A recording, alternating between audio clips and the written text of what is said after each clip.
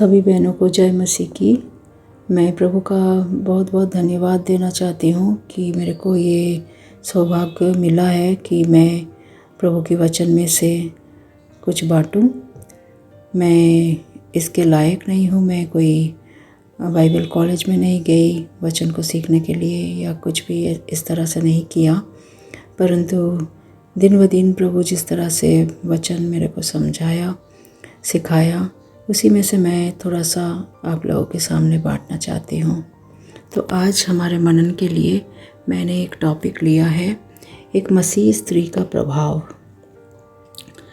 तो हम सारे जानते हैं कि हमारा एक मसीह स्त्री होने के नाते हमारा क्या जिम्मेदारी है।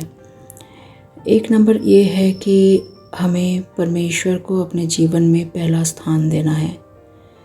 नंबर 2 ऐसा है कि हम एक आत्मिक युद्ध में हैं, हम एक योद्धा हैं और हम उत्पत्ति के 2 और उसका 18 आयत में देखते हैं कि हम एक सहायक हैं।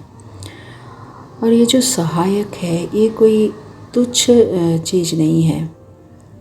हम सहायक के बारे में और एक जगह पर भी पढ़ते हैं, यूहन्ना उसका 14 आयत और उसका 14 अध्याय और उसका 26 आयत में, जहाँ पर सहायक किसको बोला गया है? पवित्र आत्मा को बोला गया है। तो मैं इस तरह नहीं कह रही हूँ कि एक स्त्री, एक प्रभु के पीछे चलने वाली स्त्री और पवित्र आत्मा दोनों एक है, परंतु बात यह है कि एक स्त्री, प्रभु के पीछे चलने वाला एक स्त्री का बहुत बड़ा भूमिका है इस जगत में। पवित्र आत्मा हमारे जीवन में क्या करता है? पवित्र आत्मा हमें वचन में से सिखाता है, हमें काउंसल करता है, हमारे जीवन में चलने के लिए, प्रभु के स्वभाव में चलने के लिए सहायता करता है। तो हम जो स्त्रियां हैं, हमें भी इस तरह का कोई जिम्मेदारी दी गई है। हम ऐसे ना सोचें कि हम पुरुष से कम है, हम पुरुष को सब कुछ अधिकार दिया गया है। हाँ, हमें बहुत कुछ लिमिटेशंस है। हम सभाओं में बोल नहीं सकते, हम हमारे घर में भी हमारे पति को नहीं सिखा सकते हैं, परंतु फिर भी हमें इस तरह का स्वभाव बनाने के लिए प्रभु ने हमें उत्साह किया है बहुत जगहों पर। तो हम इस बातों को थोड़ा सा आज हमारे मनन में देखेंगे। तो हम ऐसे भी हम जानते हैं ना कि नीति वचन का 14 और उसमें उसके 1 आयत में ऐसे बोला गया है कि एक बुद्धिमान स्त्री अपने घर को बनाती है और एक मूर्ख स्त्री वो अपने घर को ढा देती है। तो क्या हम हमारे घर को ईंट, सीमेंट ये सब से बनाते हैं? नहीं, परंतु हम प्रभु में बने रह के प्रभु का स्वभाव हमारे अंदर बनाए में हम जब कामयाब होते हैं तब हम उस घर को बना सकते हैं। एक घर वो ईंट, काठ, सीमेंट ये सब से नहीं बनती है। एक घर हमारे पवित्रता से, हमारे स्वभाव से, हमारे प्रभाव से बनती है। हम किस तरह का प्रभाव हमारे परिवार के सदस्यों के ऊपर फैला रहे हैं, किस तरह का प्रभाव हम हमारे चारों पास हमारे जो प्रतिवेशी है उनके ऊपर हम फैला रहे हैं, किस तरह का प्रभाव हम हमारे कर्म क्षेत्र में जहाँ पर हम काम करते हैं वहाँ पर हम फैला रहे हैं, किस तरह का प्रभाव हम जगत में फैला रहे हैं।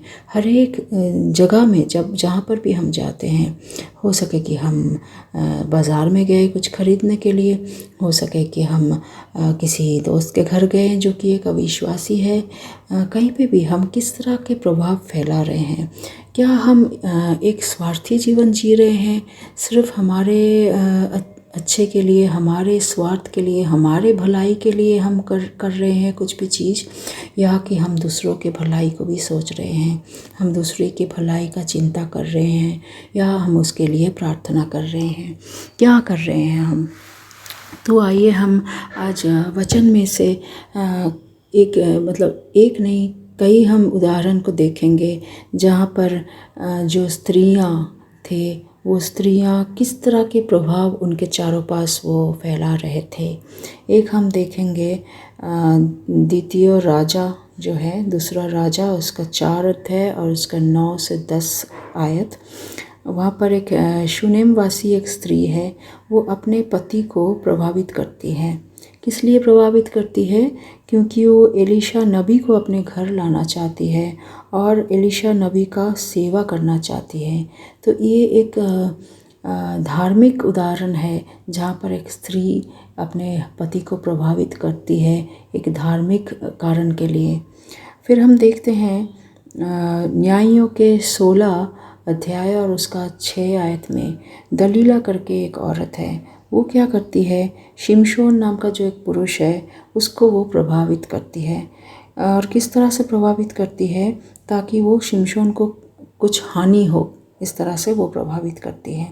फिर हम देखते हैं इज़ेबेल के बारे में अभी हम देखते हैं, जो कि शैतान के द्वारा इस्तेमाल हुई और वो एलीशा नबी का जीवन लेना चाहती थी। तो हमें देखना है कि हम किस तरह का प्रभाव हम करना चाहते हैं लोगों में। तो हम अपने आप को प्रश्न करें कि मेरा प्रभाव क्या है, मैं किसको प्रभावित कर रही हूँ।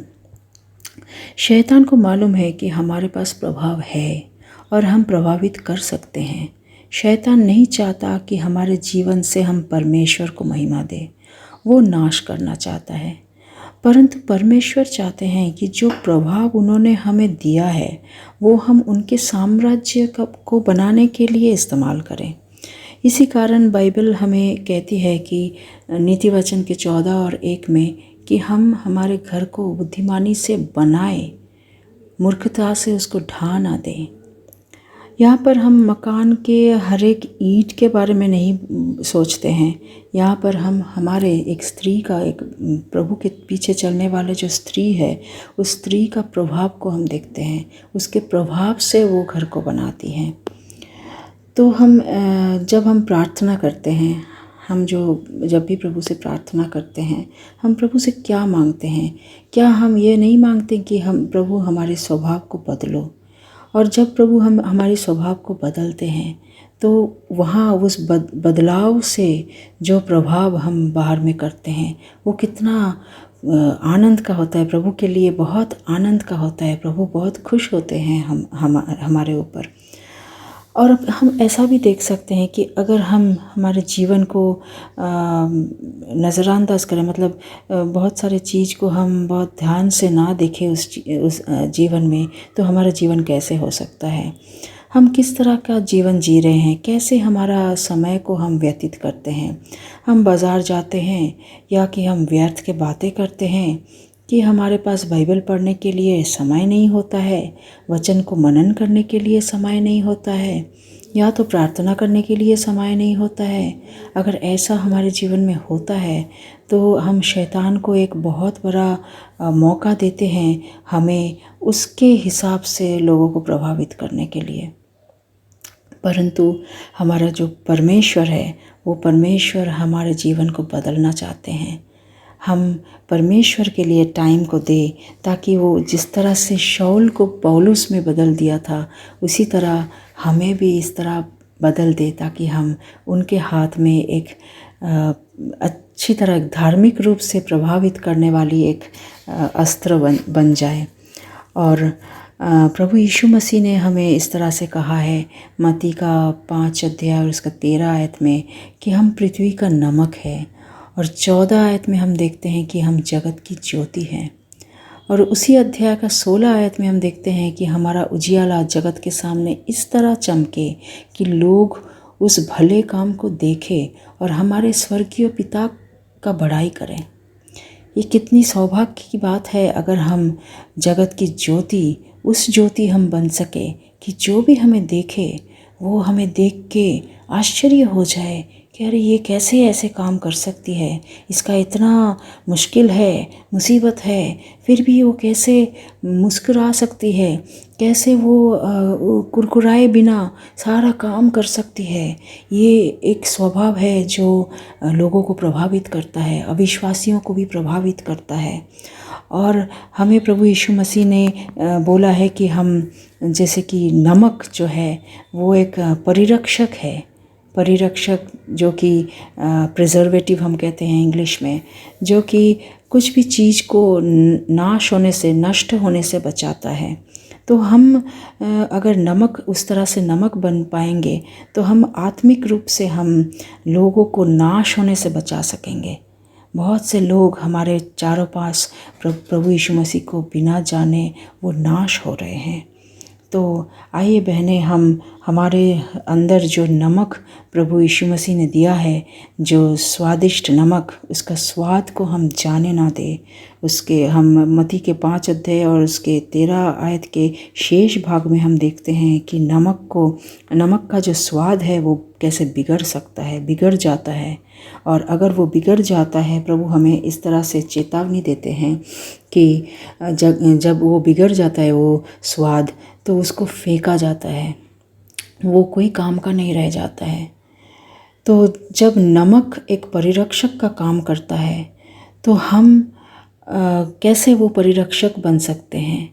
अगर हमारे जीवन से लोग कुछ आश्चर्य चीज़ को ना देखें, कुछ एक्सेप्शनल चीज़ को ना देखें, तो कैसे वो मतलब इस तरह के क्वेश्चन करेंगे कि ये तुम्हारे ये स्वभाव के लिए क्या राज है, क्या करते हो तुम, कौन है इसके पीछे कि जो तुम्हें ऐसे बनाया।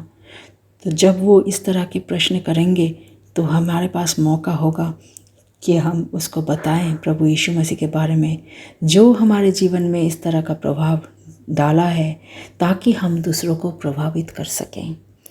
हमारे ये प्रभाव प्रभु यीशु मसीह के साथ हमारे संपर्क से आती है, और जैसे हम प्रभु में बढ़ते हैं वैसे ही वो प्रभाव मजबूत होते जाता है। तो आइए बहनें, हम प्रभु से प्रार्थना में ये मांगे कि हमारा उनके साथ संपर्क और मजबूत हो और हम हमारे चारों पास एक धार्मिक प्रभाव को फैला सकें। ये वचन सुनने में प्रभु आशीष दे। सबको जय मसीह की।